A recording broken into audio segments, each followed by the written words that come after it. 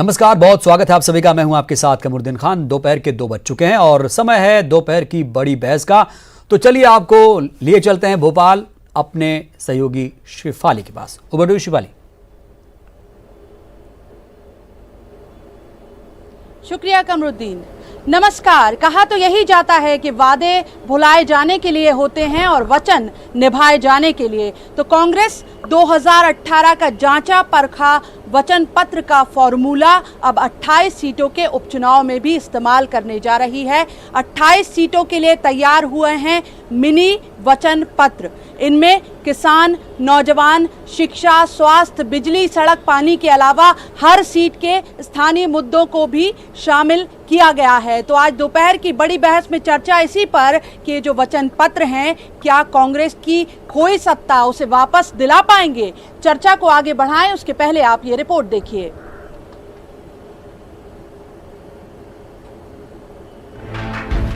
अट्ठाईस सीटों के उपचुनाव में कांग्रेस के वादे नहीं वचन।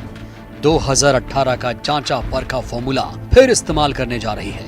इस बार पार्टी 28 सीटों पर मिनी वचन पत्र लेकर जाएगी। इस मिनी वचन पत्र में किसान, सिंचाई, बिजली, शिक्षा, स्वास्थ्य के साथ इन चीजों के स्थानीय मुद्दों को भी शामिल किया गया है।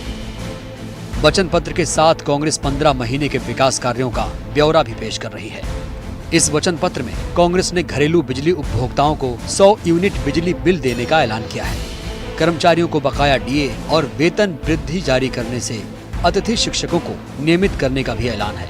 इस वचन पत्र में पार्टी ने विधानसभा वार वचन पत्र तैयार किया है। बीजेपी पलटवार में कह रही है, कांग्रेस के वचन पत्र का हश्र जनता देख चुकी है। कांग्रेस के मिनी वचन पत्र का भी अब कोई असर नहीं होगा। देश में जो 28 उपचुनाव, इसको लेके भी हमने 28 वचन पत्र तैयार करें। इसमें जो हमारे 15 माह के काम हैं और जो भाजपा की 15 साल की विफलताएं, उसके साथ साथ उस क्षेत्र को लेके 15 माह में हमने क्या काम किए, भविष्य में उस क्षेत्र के विकास को लेके 15 महीने में हम क्या काम करने जा रहे हैं, उस क्षेत्र में विकास की हम कैसी तस्वीर रखेंगे, यह सब बातें इस वचन पत्र में शामिल है। कांग्रेस वचन पत्र नहीं, दरअसल ठगविद्या से बना सेठ कमलनाथ जी का कपट पत्र है, छल पत्र है, प्रपंच पत्र है। और ये कपट पत्र अब किसी भी तौर पर जनता को ठग नहीं पाएगा, जनता के साथ में खिलवाड़ नहीं कर पाएगा, क्योंकि काट की हांडी बार बार नहीं चढ़ती। वचन पत्र से एक बार मध्य प्रदेश के मतदाता धोखा खा चुके हैं। और दूसरी बात, ये छोटे छोटे मिनी वचन पत्र निकालने की जो बात कह रहे हैं, झूठ टुकड़े में कहें या झूठ इकट्ठा कहें, धोखा अलग अलग दें या धोखा एक बार दें, धोखा कपट तो एक ही होता है। इसलिए जनता किसी भी बहकावे में नहीं आने वाली। कांग्रेस का 1.25 साल जनता खुशहाल, इस स्लोगन के साथ लाए गए इस मिनी वचन पत्र के सहारे कांग्रेस बीजेपी को टक्कर देने की तैयारी में है। सवाल यह है कि कांग्रेस के वचन वोटर का भरोसा बन पाते हैं या नहीं। भोपाल में अनुराग श्रीवास्तव के साथ bureau report, news 18 Madhya Pradesh Chhattisgarh.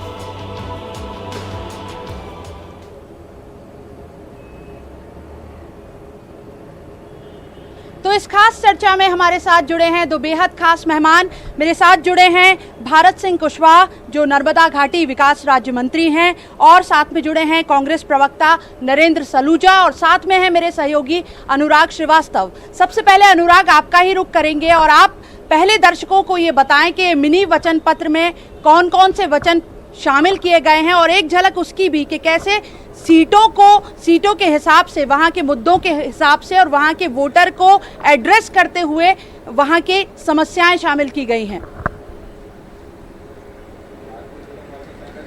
देखिए शेफाली जी, 2018 के चुनाव में कांग्रेस ने वचन पत्र के जरिए ही सत्ता तक पहुंचने का काम किया था, और शायद कांग्रेस को भरोसा इस बात को लेकर है कि इस बार मिनी वचन पत्र के सहारे वो दोबारा सत्ता हासिल कर सकती है। लेकिन सबसे बड़ी बात है कि कांग्रेस पार्टी ने इस बार स्थानीय मुद्दों को उठाकर अपना विजन पेश करने की कोशिश की है, और हर एक विधानसभा सीट का एक मिनी वचन पत्र तैयार किया है। 28 विधानसभा सीटों को लेकर अलग अलग मिनी वचन पत्र तैयार किए गए। लेकिन मैं एक दो वचन पत्र हैं उनका जिक्र यदि आपको कर दूं, तो ये मुरैना के दिमनी विधानसभा सीट का वचन पत्र है, और इसमें कांग्रेस पार्टी ने इस बात का वायदा किया है कि केलारस में केलारस में शुगर की फैक्ट्री खोली जाएगी। इसके अलावा फूड प्रोसेसिंग यूनिट लगाई जाएगी। किसानों का कर्जा माफ किया जाएगा। कृषि उपज मंडी में विश्राम गृह बनाया जाएगा। सरसों और आलू की मंडी अलग से बनाई जाएगी। यानी कि हर एक विधानसभा सीट को लेकर अलग अलग वचन पत्र के जरिए कांग्रेस पार्टी ने ये बताने की कोशिश की है कि अब उनका विधानसभा क्षेत्र है वो आदर्श विधानसभा क्षेत्र में तब्दील हो जाएगा, बशर्ते वोटर यदि कांग्रेस के खाते में जीत डालता है। सबसे बड़ी बात है कि कांग्रेस ने एक 15 महीने की उपलब्धि का सारांश भी तैयार किया है और उसमें भी ये बताने की कोशिश की जा रही है कि 15 महीने में ऐसे कौन से बिंदु हैं जिन पर पिछली सरकार ने काम किया है और लोगों को राहत पहुंचाने का काम किया है। एक और सबसे बड़ी बात है कि इस जो मिनी वचन पत्र में जिन बिंदुओं को शामिल किया गया है उसके अलावा मैं कैमरामैन को बोलूंगा कि यदि वो दिखा सकें, ये वचन गान का भी जिक्र है कि वचन गान में भी ये बताया गया है कि किस तरीके से कांग्रेस ने अपने वचन को पूरा करने का काम किया है और साथ ही बीजेपी पर भी निशाना कसती हुई कांग्रेस पार्टी नजर आ रही है। तो कांग्रेस ने एक तीर से कई निशाने साधने की कोशिश की है। एक तरफ तो अपने 15 महीने का जिसको लेकर वो लगातार बीजेपी के निशाने पर रहती है उसका बखान और उपलब्धि बताने की कोशिश की और अपना एक विजन उन विधानसभा सीटों को लेकर पेश करने की कोशिश की है जहां पर उपचुनाव होने वाला है और साथ ही बीजेपी पर भी निशाना साधने की कोशिश करती हुई कांग्रेस पार्टी नजर आ रही है। लेकिन ये जो मिनी वचन पत्र है वो उपचुनाव में कांग्रेस के कितने काम आता है ये वोटर को तय करना है और ये 3 नवंबर को जब उपचुनाव होगा तब ये तय कर दिया जाएगा। लेकिन कांग्रेस पार्टी इस कोशिश में जरूर है कि मिनी वचन पत्र के जरिए स्थानीय स्तर और 28 विधानसभा सीटों पर जनता को फील गुड का एहसास कराया जाए और ये बताया जाए कि यदि कांग्रेस सत्ता में आती है तो उनके अच्छे दिनों की शुरुआत हो सकेगी। बिल्कुल अनुराग, एक छोटा संक्षेप में आपसे ये भी जानना चाहूंगी कि ये जो वचन गान है वो असल में है क्या? ये उपलब्धियां हैं उनके 15 महीने के कार्यकाल की। आपने जैसा कहा कि बीजेपी को तंज भी किया गया है इसमें, तो अगर कुछ लाइनें हैं और वो आप दर्शकों को बता पाएं। बिल्कुल शेफाली जी, देखिए लगातार अपने वचन पत्र को लेकर बीजेपी के निशाने पर है कांग्रेस और बीजेपी इस बात का भी हवाला दे रही है कि कांग्रेस ने 15 महीने के अंदर एक भी वचन को पूरा करने का काम नहीं किया। किसानों का कर्ज माफी नहीं हुई, बेरोजगारों को रोजगार का भत्ता नहीं दिया और कांग्रेस ने जो अपना वचन पत्र तैयार किया है उसमें इन बिंदुओं को शामिल किया है कि कांग्रेस ने जो वचन दिए कमलनाथ ने वो पूरे किए। कर्ज किसान का माफ हुआ है, बिजली बिल भी हाफ हुआ है और इसके अलावा यदि नीचे की लाइन हम देखें तो जुमलेबाजों से बचना भैया, सही चुनाव ही करना भैया। यानी कि आम लोगों से जुड़ते हुए कांग्रेस पार्टी ये बताने की कोशिश कर रही है कि 15 महीने के कार्यकाल में कांग्रेस सरकार में वचन पत्र पर काम करने की कोशिश की गई है और साथ ही बीजेपी जिस तरीके से कांग्रेस के वचन पत्र को लेकर भ्रम फैलाने की कोशिश कर रही है उसको लेकर भी कांग्रेस ने अपने इस मिनी वचन पत्र में बीजेपी पर निशाना साधा है।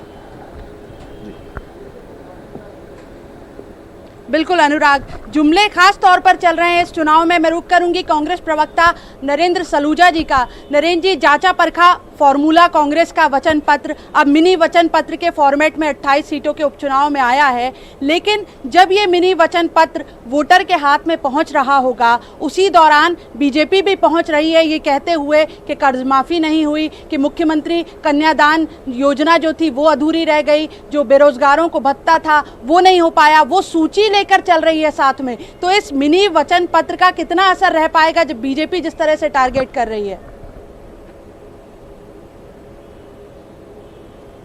शेफाली जी, हमने हमारे घोषणा पत्र 2018 का जब चुनाव हुआ था तो घोषणा पत्र को वचन पत्र का नाम दिया था, इसीलिए क्योंकि वचन निभाए जाते हैं, प्राण जाए पर वचन न जाए।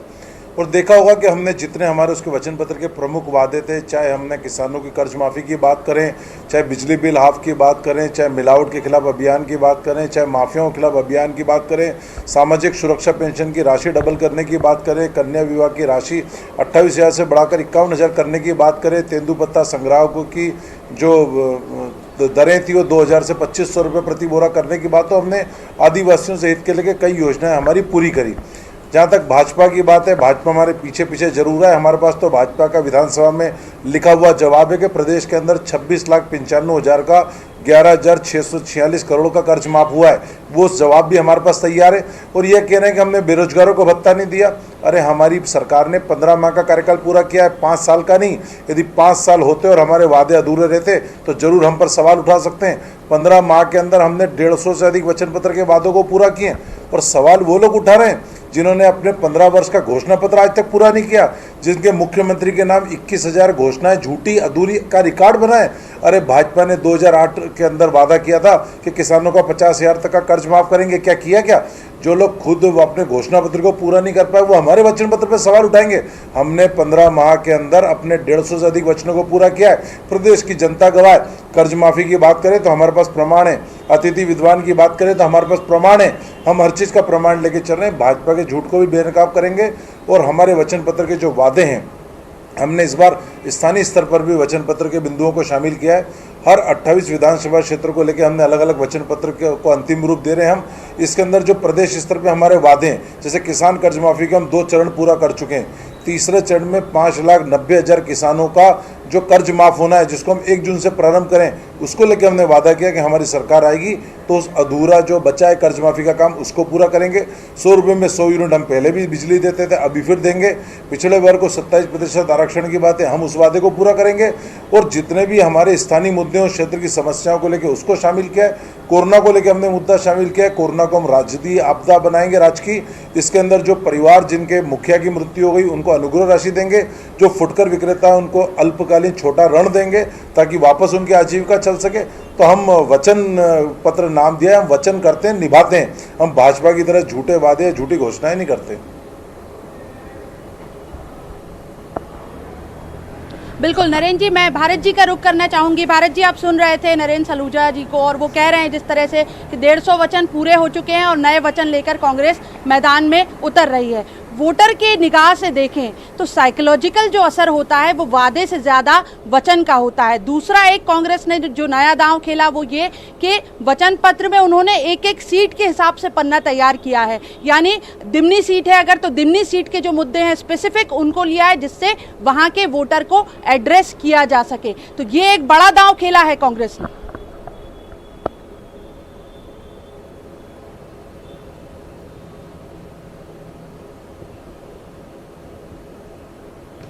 Hello hello hello hello Bharat ji, शायद मेरी आवाज़ आप तक नहीं पहुंच पाई। मेरा सवाल आपसे ये था कि मनोवैज्ञानिक तौर पर अगर हम देखें तो वोटर पर वादे से ज़्यादा वचन शब्द जो है वो असर दिखाता है। फिर कांग्रेस ने इस बार ये भी किया है कि 28 सीटों पर हर एक सीट के जो स्थानीय मुद्दे हैं उनका भी वचन पत्र में एक पन्ना बनाया है। ये ठीक है कि बीजेपी भी सौगातों की झड़ी लगा रही है, लेकिन यहाँ भी कांग्रेस पीछे नहीं, वो वोटर को सीधे एड्रेस करते हुए उसने ये वचन पत्र तैयार किया है। देखिए शेफाली जी, मैं इतना जरूर कहूँगा कि मुख्यमंत्री में अंतर होता है, सरकार में अंतर होता है।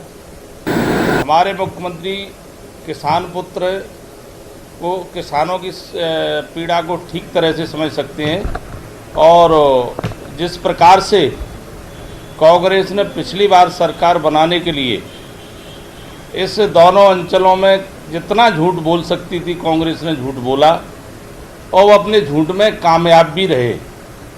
अब देखिए, अगर ये वचन पत्र निभाते, वचन पत्र के अनुसार अगर 1-2% भी ये काम करते तो शायद सिंधिया जी कांग्रेस नहीं छोड़ते। ये सच्चाई से मुकर रहे हैं। और एक चीज़ और कहूँगा, कितना भी इधर गिरद घूमो, आखिर को सच्चाई पे आना ही पड़ेगा, और नहीं आओगे तो ये प्रदेश की जनता बहुत होशियार है और वो सबक भी सिखाने के लिए तैयार बैठी है। जिस प्रकार से कांग्रेस ने किसान, गरीब, युवा और बहन बेटियों की जो शादी के लिए वादा किया था, किसानों के लिए जो वादा किया था कि हमारी सरकार बनी तो हम 10 दिन में सभी किसानों का कर्जा माफ़ करेंगे, नंबर 1। नंबर दूसरा, उन्होंने ये कहा था युवाओं को रिझाने के लिए कि हमारी सरकार बनेगी तो युवाओं को हम 4,000 रुपये प्रति महीना बेरोजगार भत्ता देंगे। और ऐसी प्रकार से उन्होंने जनता के बीच में ये भी कहा था कि जो शिवराज जी ने जो योजना संचालित की है 15 वर्ष के अंदर, उनको हम चालू रखेंगे। तो एक भी वादे पे ये खरा नहीं उतरे। और जनता इस ये लोकतंत्र में जो जनता को अधिकार मिला है वो उसका उपयोग आपको आने वाली 3 तारीख को दिखेगा, क्योंकि ये अंचल और पूरे प्रदेश की जनता जहाँ जहाँ उपचुनाव होने जा रहे हैं, इसके लिए मैं समझता हूँ और कोई दोषी नहीं है, कांग्रेस दोषी है।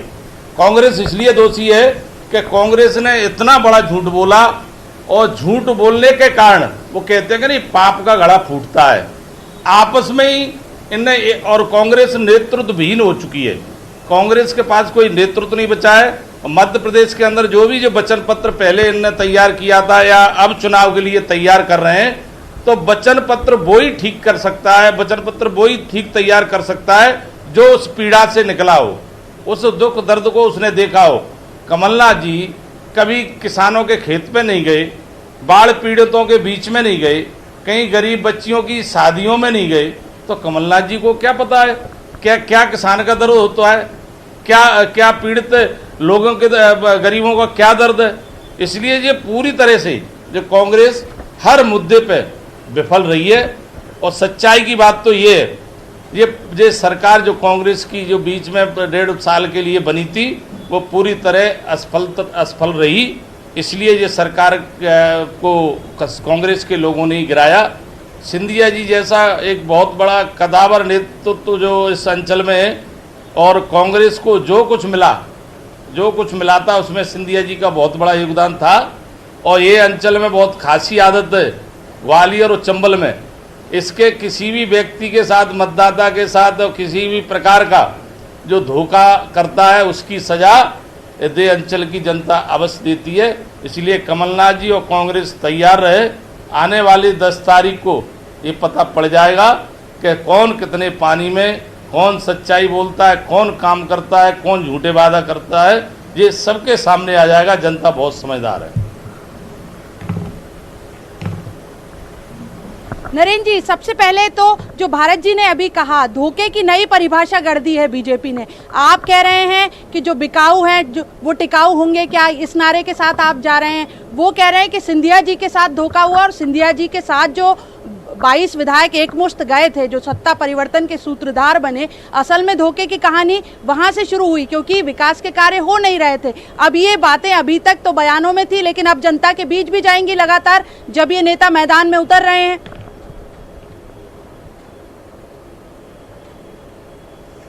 शेफाली जी, भारत कुशवाहा जी ने कुछ बातें जो कही हैं उन पे ही मैं जवाब देना चाहता हूं। उन्होंने कहा है कि ग्वालियर चंबल की जनता गद्दारों को कभी माफ़ नहीं करती, तो ये बिल्कुल ठीक कहा है।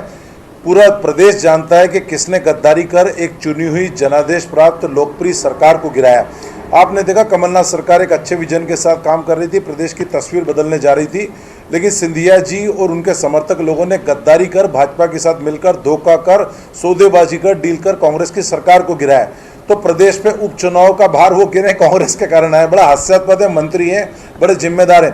पूरा प्रदेश की जनता जानती है कि प्रदेश के ऊपर यदि उपचुनाव का बोझ, करोड़ों रुपए खर्च का बोझ आया है तो वो भाजपा और इन गद्दारों के कारण आया है।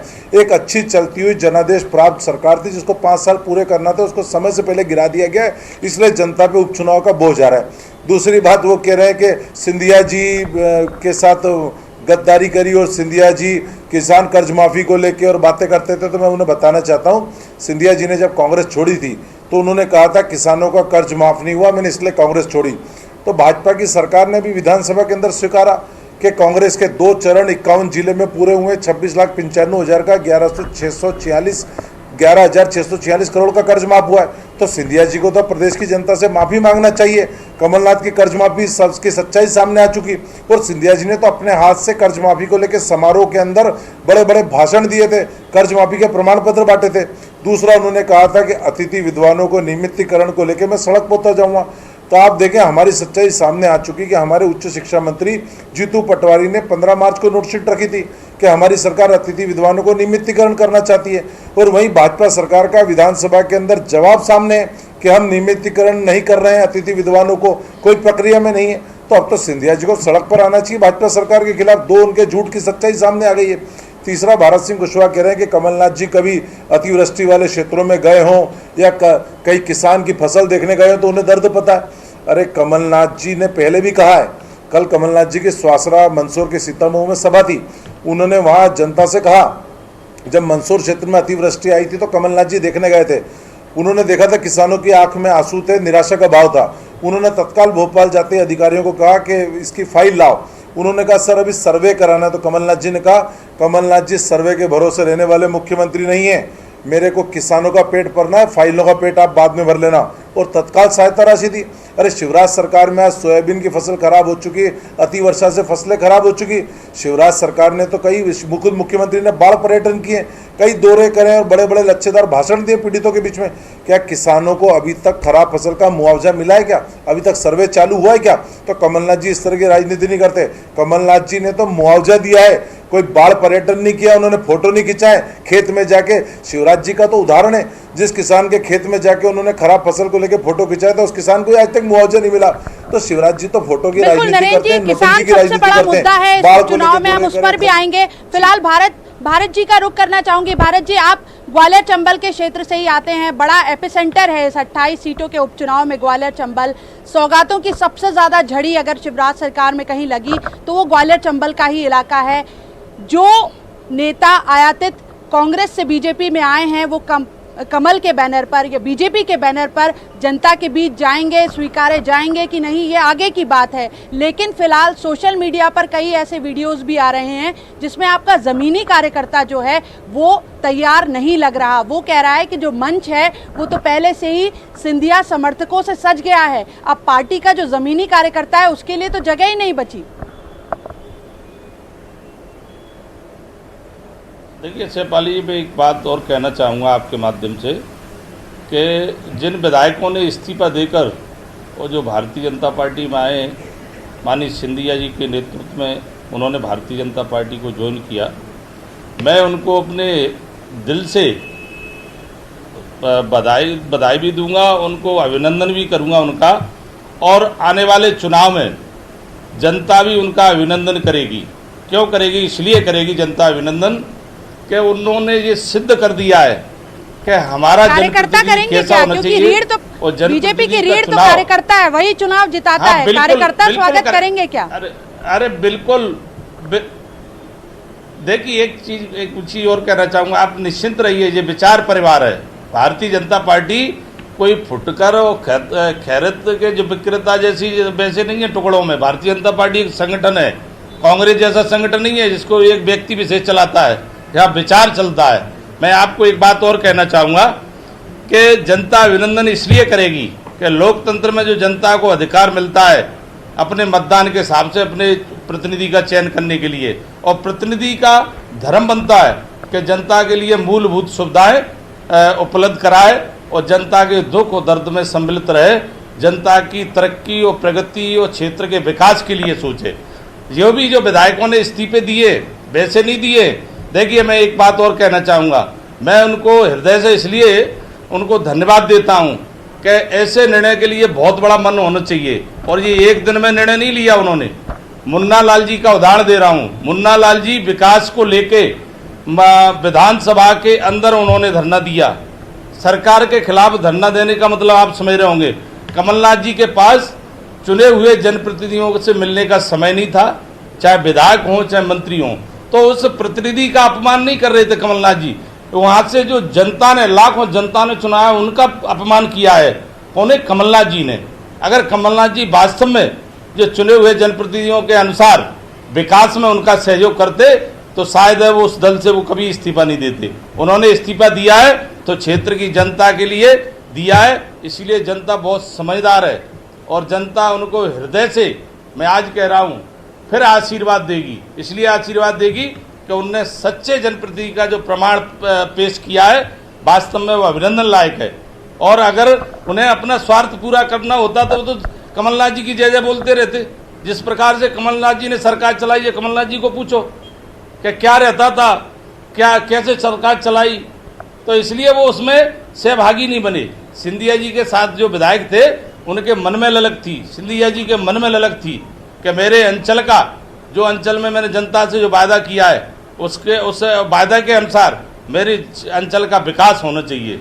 कमलनाथ जी ने उसको उनको धुतकार रहा है। बिल्कुल कमलनाथ भारत जी, ने उस नरेंद्र जी विकास से भी को जवाब ले लेते हैं इस पर। नरेंद्र जी से जवाब ले लेते हैं। नरेंद्र जी, आपने सुना भारत जी को, वो सफोकेशन बता रहे हैं कि कितना सफोकेशन था उन विधायकों में जो कांग्रेस छोड़कर बीजेपी में गए। और एक बड़ा सवाल, लेकिन मौजूद सवाल ये है, क्योंकि अब तो वो जा चुके हैं और उम्मीदवार लगभग बन चुके हैं वहां पर, मौजूद सवाल ये है कि अभी आपके लिए चुनौती ग्वालियर चंबल में सबसे ज्यादा है। एक तरफ तो जो दावेदार हैं वो मुश्किलें बढ़ाए हुए हैं कांग्रेस की, और अब तो संगठन में भी जो नेता है, कल ही का मामला ले अगर, तो ग्वालियर में संगठन के आपके नेता अशोक शर्मा ने जो है पार्टी छोड़ दी।